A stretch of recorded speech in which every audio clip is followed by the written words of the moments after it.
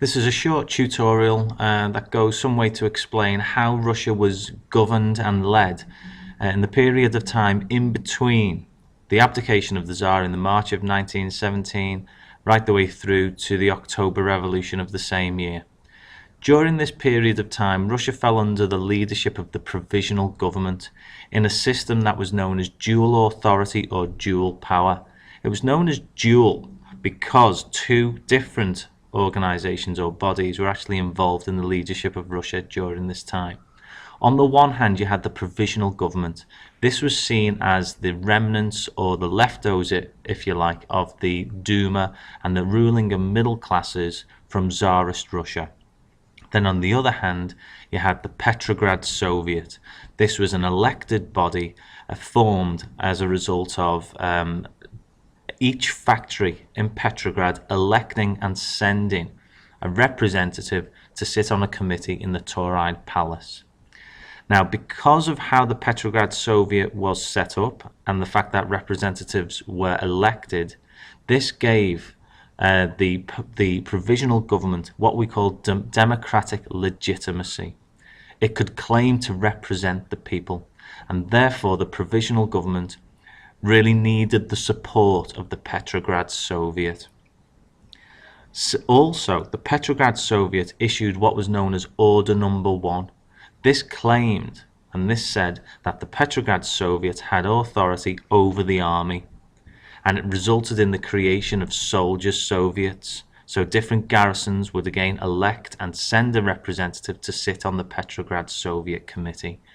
So the Petrograd Soviet could claim to have democratic legitimacy and also had control of the armed forces. So obviously it was in the provisional government's best interests to stay friendly and compromise with the Petrograd Soviet. In return, the Petrograd Soviet acknowledged the authority of the provisional government and agreed that it was to govern and lead Russia during this time until a constituent assembly could be elected and a new constitution drawn up. This was expected to happen in the end of 1917, around about the December.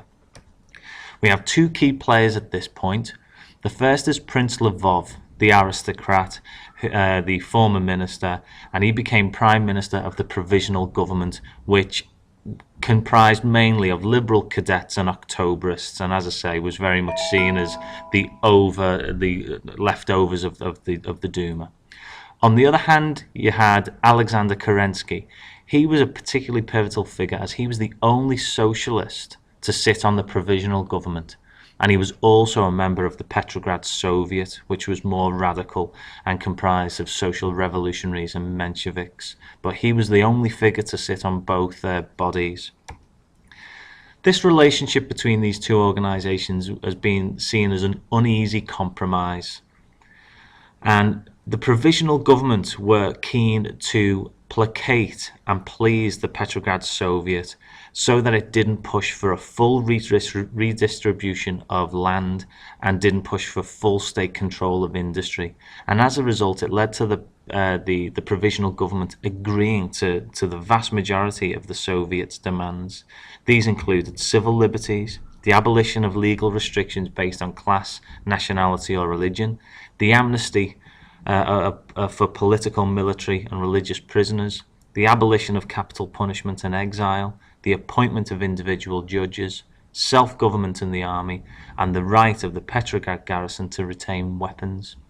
So what this shows is how powerful the Petrograd Soviet was even in these earliest days, and an acknowledgement that the Soviet controlled factories, essential services and the army. So the provisional government were keen to keep this organization sweet. So initial changes also included the imprisonment of Tsarist officials, the appointment of commissars to replace provincial governors. So this really had effect outside of Petrograd. However, these new commissars were often overpowered by local committees and old Zemstva personnel and workers and soldiers. So outside of Petrograd, these commissars didn't really wield much power or authority. We do see the disbanding of the secret police and the lifting of censorship in these weeks immediately after the provisional government was established. And we also see the establishment of Soviets in towns and the countryside, but as I say, they weren't particularly influential outside of Petrograd. And we also see independence for Poles.